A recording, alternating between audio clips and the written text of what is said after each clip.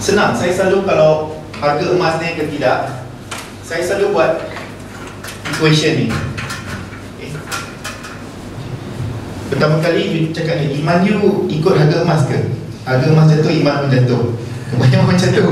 Harga silver jatuh, iman pun jatuh. Okay. So, saya selalu kata price does not equal value. Ha? Banyak orang ingat value, price is equal value. Tapi saya cakap dia, price is harga, angka-angka fictitious lah. Faham tak? Price atau harga adalah sesuatu ilusi. Dia boleh naik, boleh jatuh, ikut manipulasi orang Yahudi. Faham? Tapi value adalah nilai. Nilai emas ni boleh ditukar dengan apa?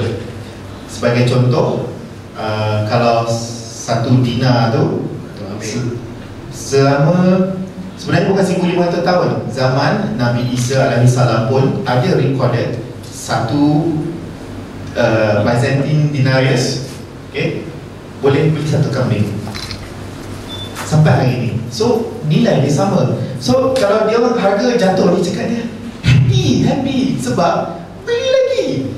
Kalau harga jatuh, beli lagi, tak ada masalah. Sebab akan datang satu hari dia akan melonjak naik.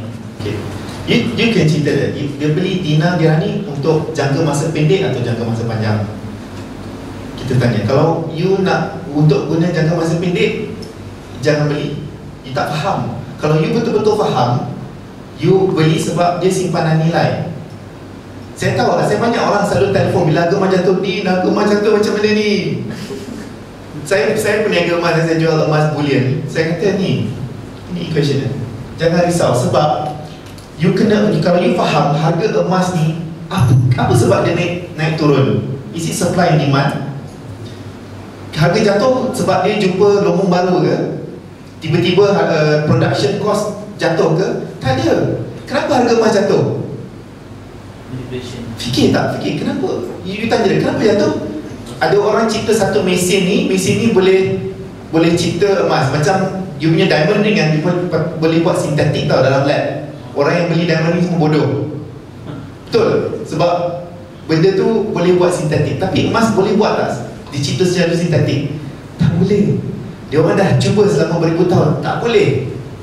Kuasa Tuhan. So cakap ni, kenapa harga emas jatuh? Ada sesuatu ramai orang untuk jual? Dekat kedai pajak tu ada tak ramai orang jual? Tak ada. Tapi kenapa harga jatuh? Sebab dimanipulasi oleh bankers Yahudi. Sebab benda yang kita angkat market harga naik turun semua adalah dimanipulasi oleh orang Yahudi. Okay, ultimately kenapa dia buat? Kenapa harga jatuh? Kenapa dia nak turunkan harga jatuh? Sebab orang-orang yang yang iman dia kurang ni, yang iman dia ikut harga emas, bila harga emas jatuh saja, dia panik. Dia tak beli emas. Dia tak beli emas. Lepas tu dia beli apa? Dia beli ASB, dia beli bond, dia beli unit trust. Okay? Sebab wang kertas US dollar akan, saya punya calculation, bulan sebelum akhir tahun ni kan, US dollar akan lumpuh, akan habis, akan hangus. Sama juga dengan ringgit Malaysia. So bankers Yahudi ni tahu. So dia nak perangkap you all. Dia turunkan harga emas sampai betul-betul jatuh. Orang semua cabut lari. You all semua panic. You jual punya emas ni, you simpan dalam bentuk kertas, you dah kena perangkap. You masuk perangkap dia, dia akan crashkan US dollar, habis. Semua kena perangkap. Tapi kalau you tahu dia, permainan orang Yahudi ni, bankers Yahudi ni, permainan dia, harga jatuh, happy, tak apa. Kalau you dah beli harga masa tulis 900, katakan 900 dinar, tiba-tiba jadi 500 dinar, 500 ringgit 1 dinar, tak apa, simpan je lah, beli, tak apa. Sebab you ada iman, you tahu benda kertas ni akan lumpuh. Tak apa, biar jatuh. Beli, kalau ada rezeki beli lagi. Kalau tak ada, simpan lah, pegang lah.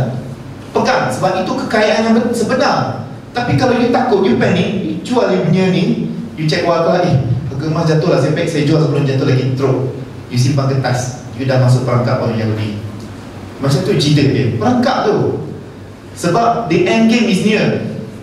Okay, harga emas dia macam ni naik, dia akan crash kan. Saya predict dalam USD, sekarang USD 1,600 I predict dia akan jadi USD 1,200 akan jatuh.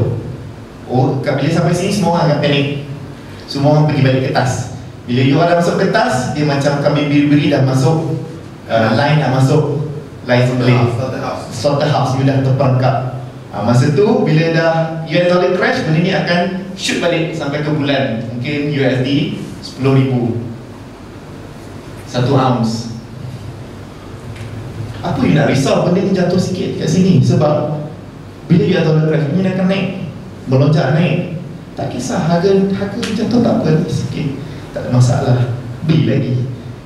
Same applies to dirham dan perak. Clear? Sekarang you faham kan? Tapi orang yang iman dia diikat kepada harga emas, dia tak akan faham. Tak apa, biarlah dia. I dah habis idea I cerita pasal benda ni, tak faham juga. Tak apa, bila benda ni jadi, I will go to them and say, I told you so. I told you so.